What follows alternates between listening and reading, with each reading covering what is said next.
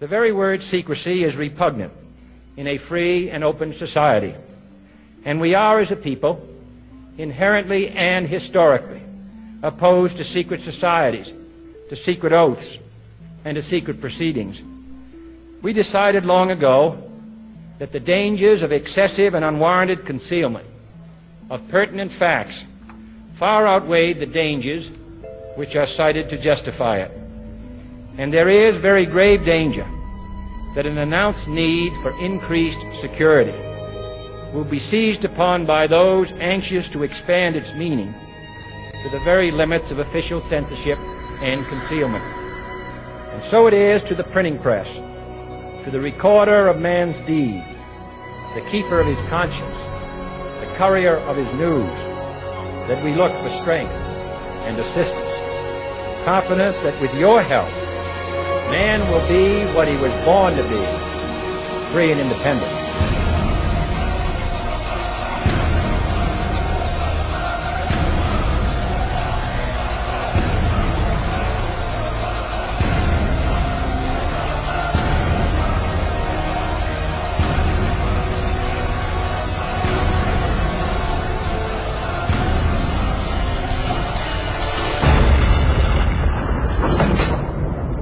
At last.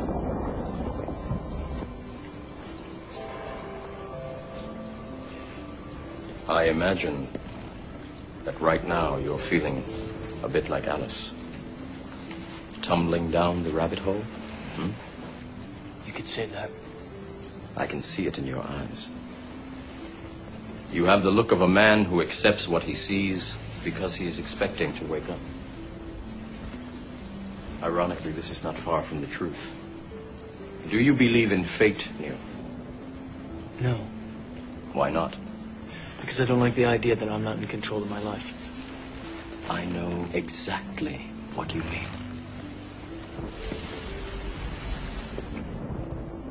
Let me tell you why you're here. You're here because you know something. What you know you can't explain, but you feel it. You felt it your entire life, that there's something wrong with the world. You don't know what it is, but it's there, like a splinter in your mind, driving you mad. It is this feeling that has brought you to me. Do you know what I'm talking about?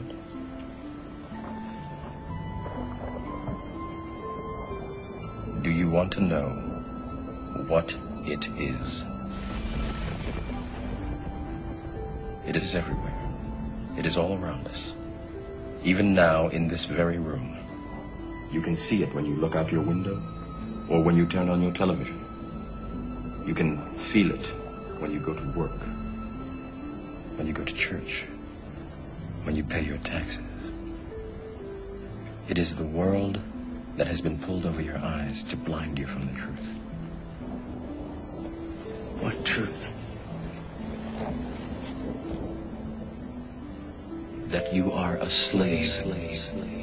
Like everyone else, you were born into bondage, born into a prison that you cannot smell or taste or touch. A prison for your mind.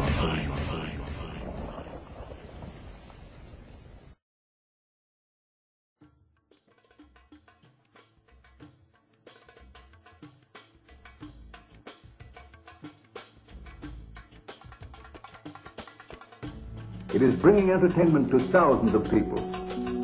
Through its magic, we are able to enjoy a combination of the radio, motion pictures, and the stage, right in the comfort of our own home, simply by pushing a button and turning a dial. These cells with their electrical charges are scanned by a stream of electrons, completing 30 pictures a second. Compare that crude picture with these of today, and you can judge for yourself how far along the road to perfection television has traveled. Most people still today think that all entertainment to do with movies, drama, is therefore nothing more than their entertainment. It never ever was that case. Of course, television can't perform such miracles as this, yet. But perhaps there's no harm wishing that it could.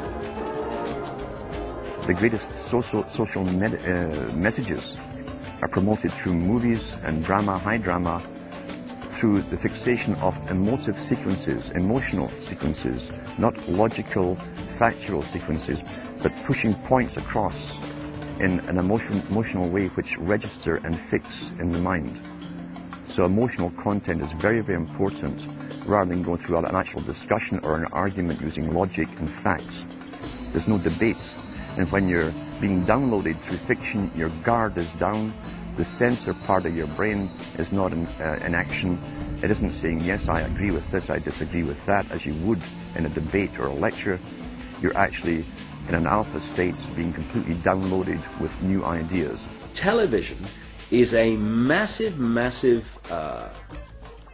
mass hypnotist to the global mind. And what happens is, it is implanting a belief in reality by the minute, and then once we take on that belief implanted, when information enters the eyes, we edit it on the basis of that belief. And so what the global population is subjecting, or is subjected to, suffering from, is actually literally mass hypnosis.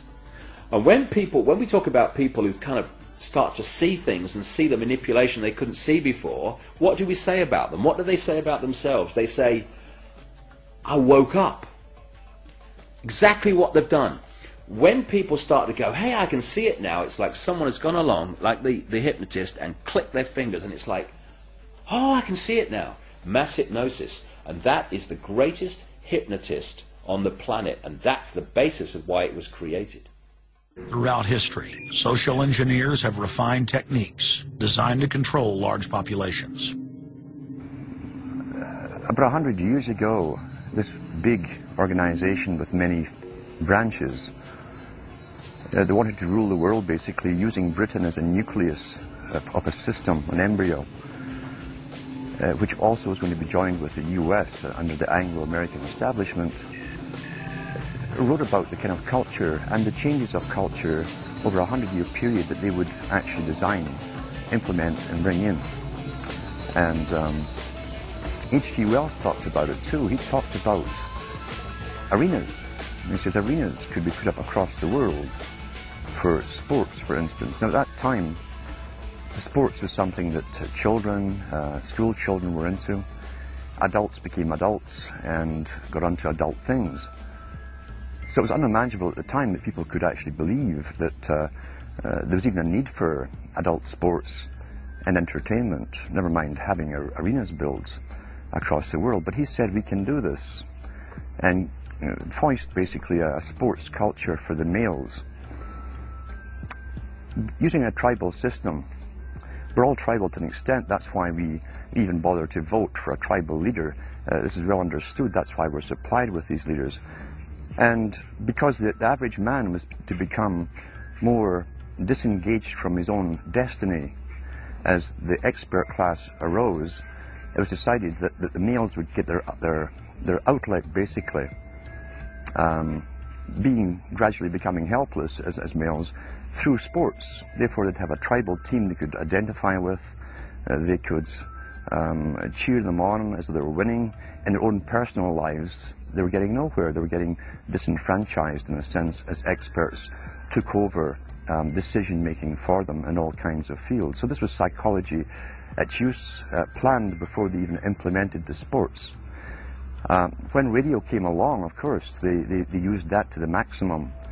Sports for the men, soaps basically for the women, and then in came television, as I say, with its alpha state, its hypnotic state. And sure enough, around the 1960s, really, 50s and 60s, it took off. It really, really took off.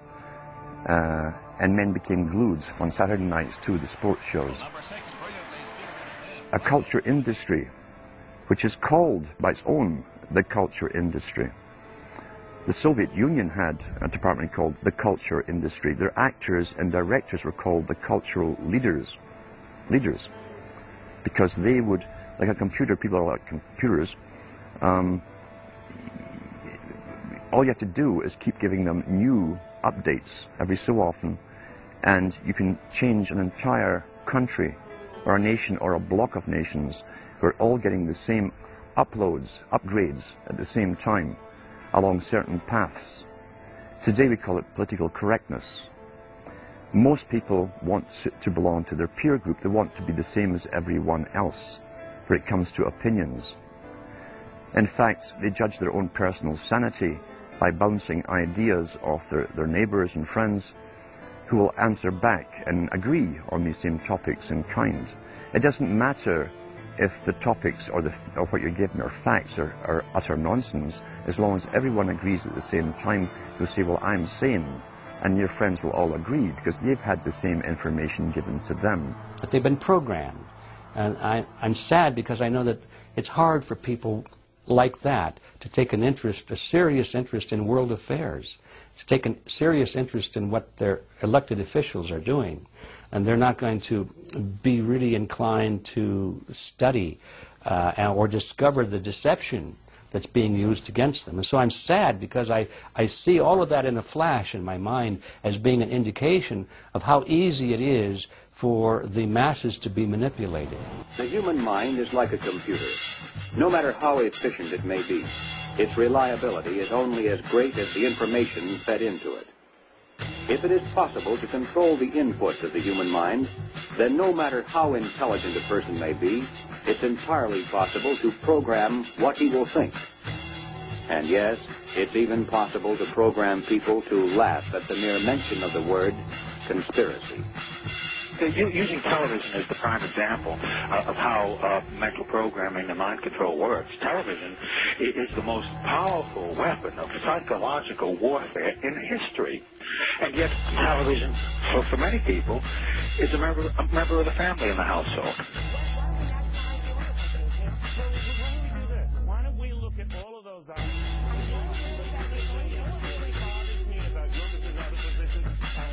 There's a movie called Loose Change that asserts hundreds, if not thousands, of Americans colluded to kill their fellow citizens on 9/11. That Al-Qaeda didn't attack us. We essentially attacked ourselves.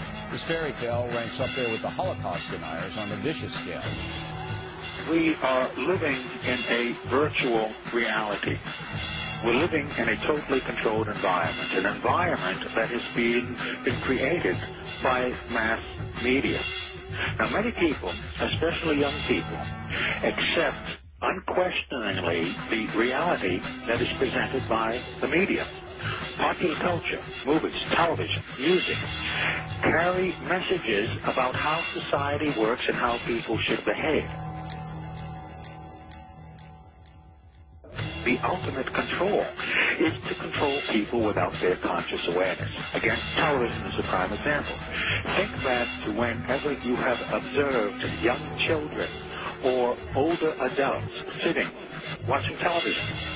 They have this glassy-eyed, vacant look in their eyes because they are in a trance state, in a hypnotic state of mind. Now, it's Charlie Sheen ranting like a lunatic about the September 11th attacks. Now word comes that Sheen will be narrating a new film about 9/11 conspiracy theories. Joining us now, nationally syndicated radio talk show host Mike. The first order of business for a propagandist or an advertiser is to create the circumstances that will induce a state of mind that is favorable to the reception of their message. And that state of mind is the hypnotic state of mind, making television extremely important in this whole process of creating a unified mindset among the entire population. Have you ever bought something and then later on wondered why did you buy it? Well, that's a common everyday illustration of being triggered to make a purchase based on a conditioned response that has been built into us to have a preference for a particular product.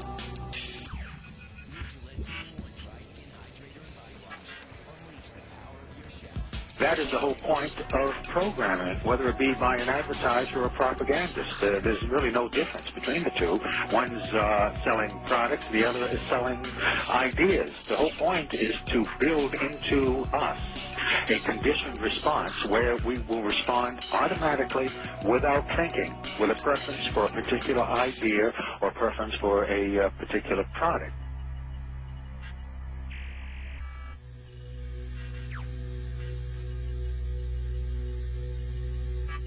If you think about it, whenever you hear news broadcasters speak, you realize that their speech pattern is similar to the pattern speech of a hypnotist. The news broadcaster looks directly into the camera and into the eyes of the viewer, another hypnotic technique. Terror experts are working around the clock to head off any new attempt to attack America, and they're concerned that in the not-so-distant future, terrorists could easily blend in with the U.S. population. Bob Orr now on Al-Qaeda's latest tactics. U.S. officials are increasingly worried that the next attack on America could be carried out by Americans trained in terror. Report that will be released here in Washington tomorrow. It concludes that homegrown terrorism is on the rise in this country, and one of the most significant contributing factors remains the internet. Well, I think there's two things going on, really. There's the one aspect of media where it's a business, and they're going to put out whatever sells the most. And there are some who would say that, well, people just like the gruesome, what makes them afraid. So that's why you see that more than any other kind of news. And then there's the other theory that there's actually a mass conditioning going on. So ever since industrialization, and when people couldn't control their populations through physical force, there needed to be a measure of brainwashing so that people would basically enslave themselves. A famous face says something, then it must be true. He doesn't have to show you facts or anything else. You've been brought up with these faces. That's why they keep these guys on television into their 70s and 80s. You've grown up with this father figure who's on television every night at 6 o'clock, in your house, in your room, staring right at you, and he's a father figure. Would he tell you a lie? So you naturally never suspect him. And this same man will lead you through new topics. He'll introduce experts on the topics. They'll have a little summary at the end of every talk, and you are now left with the conclusion that's presented to you. You don't arrive at it, it's given to you, and it's good enough for you. But my question for you is this, real quick, Rob. I heard that on the 17th of this month, George passed an executive order that says you can, if you protest the Iraqi war, you can have your assets. Oh, sorry about that. Sorry to cut you off. Balloontown, Connecticut. Media blackout is nothing more than media control. It is the determination of what the public will hear, what they will not hear, and how to make it sound in such a way that the public will accept it. And it is totally against everything this country stands for, but the average person doesn't even know that they're experiencing it anytime they turn on the TV. They do not want you to think too much. That is why our country and our world has become so proliferated with entertainments, mass media, television shows, amusement parks, drugs, alcohol, and every kind of entertainment to keep the human mind entertained, so that you don't get in the way of important people by doing too much thinking. You had better wake up and understand that there are people who are guiding your life and you don't even know it. We're in a lot of trouble because you people and 62 million other Americans are listening to me right now, because less than 3% of you people read books, because less than 15% of you read newspapers, because the only truth you know is what you get over this tube. Right now, there is an entire generation that never knew anything that didn't come out of this tube. This tube is the gospel, the ultimate revelation. This tube can make or break presidents, popes, prime ministers. This tube is the most awesome goddamn force in the whole godless world. And woe is us if it all falls in the hands of the wrong people. And when the largest company in the world controls the most awesome goddamn propaganda force in the whole godless world, who knows? all of this centers around the media empire of one man, Rupert Murdoch, considered by some omnipotent. Just listen. Well, I guess it's impossible to control all the media. Unless, of course, you're Rupert Murdoch. He is one beautiful man. I couldn't agree more. So whether you agree or disagree, now here to talk about where this control is going and where media is going is Jeff Cohen, who's journalism professor at Ithaca College. Jeff, thanks so much for being with us. So first, I want to know, is Rupert Murdoch, in your eyes, the most powerful man in the U.S. media? I'd say he's the most powerful individual man or woman in the U.S. media, yes. You like the tube, you eat like the tube, you raise your children like the tube, you even think like the tube. This is mass madness, you maniacs. In God's name, you people are the real thing. We are the illusion. The last thing the men behind the curtain want is a conscious, informed public capable of critical thinking, which is why a continually fraudulent zeitgeist is output via religion, the mass media, and the educational system. They seek to keep you in a distracted, naive bubble, and they are doing a damn good job of it. As part of my research, I wanted to look into how PWA, or perception without awareness, could be used to influence real behavior, and this is how I went about it. This ability to subtly influence people's choices without them being aware of it has been part of my skills and passions for years, and tonight we're going to take it to a new and unexplored level. But first, a potted history of subliminals. In 1957, this man, James Vickery, claimed that by flashing up in movie screens messages like, hungry, eat popcorn, thirsty, drink Coca-Cola, that he could make more people buy, and he claimed, Vickery, that he had tried this in cinemas in New Jersey, and that sales went up by 57%. Vance Packard then fueled the fire by supporting Vickery's claims in his book, The Hidden Persuaders. This led to a public outcry and a United Nations report in which they concluded that subliminal indoctrination was, and I quote, a major threat to human rights. Now, because there is so much nonsense surrounding the idea of subliminals, researchers now tend to talk in terms of PWA, which is perception without awareness instead of subliminals. And the difference is that subliminals are invisible, whereas PWA you just don't pay attention to. Like, for example, if somebody whistles a tune and you're not really aware of them doing it, but later on you start whistling that tune yourself and you don't know why, that would be perception without awareness. And this is another example of it. American shopping malls, modern cathedrals to spending money. They're designed to disorient us and make us stay longer than we need to. Every brick is there to manipulate us to buy. It's the perfect place to find a large number of compliant people to affect. Good afternoon, ladies and gentlemen, and welcome to the Palisades Mall. We hope that your shopping experience is an uplifting one, and I'd like to bring to your pay attention some very special offers today. What you're hearing in the background is a public address announcement I've pre-recorded and played throughout the shopping centre. After about half an hour of absorbing it, they should be ready for their final message. Good afternoon, ladies and gentlemen, and welcome to the Palisades Mall. We hope that your shopping experience is an uplifting one, and I'd like to bring to your pay attention some very special offers today.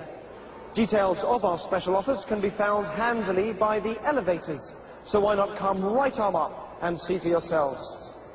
Our special offers will only be available for a short period of time, so all those customers wishing to reach up and grab this exciting opportunity should do so now.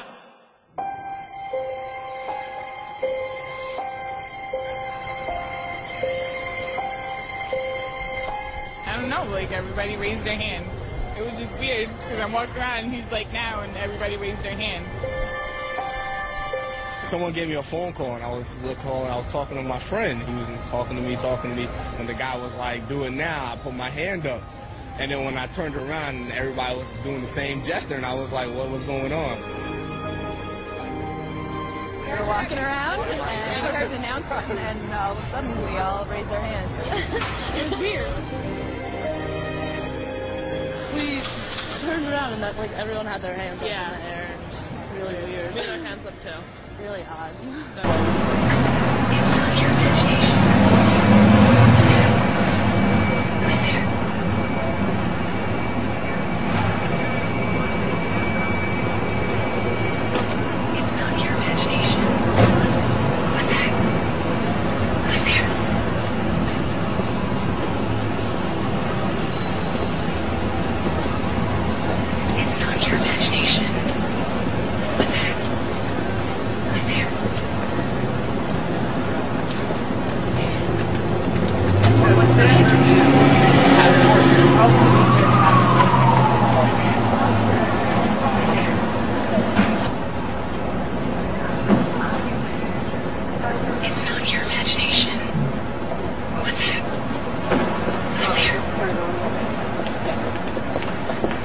source is. I had to get my girls to look.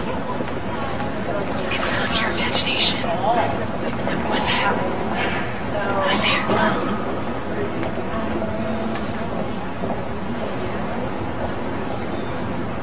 It's not your imagination. What's that? Who's there?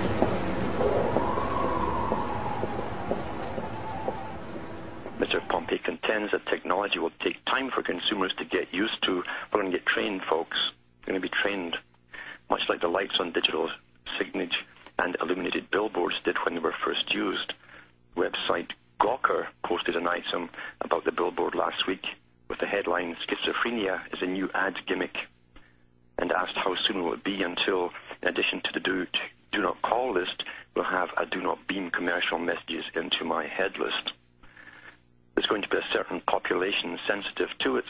Well, once people see what it does and hear for themselves, yeah, intrusive thoughts, right? They'll see its effective for getting attention. Mr. Pompey said, yeah, sure will. It's not your imagination. What's that? The greatest form of mind control is repetition. Repetition. To keep telling them the same thing, and it becomes their perceived reality. It's not your imagination. What's that? Who's there? 62,400 repetitions make one truth, Bernard. It's an indisputable fact. 62,400 repetitions make one truth, Bernard. 62,400 repetitions make one truth.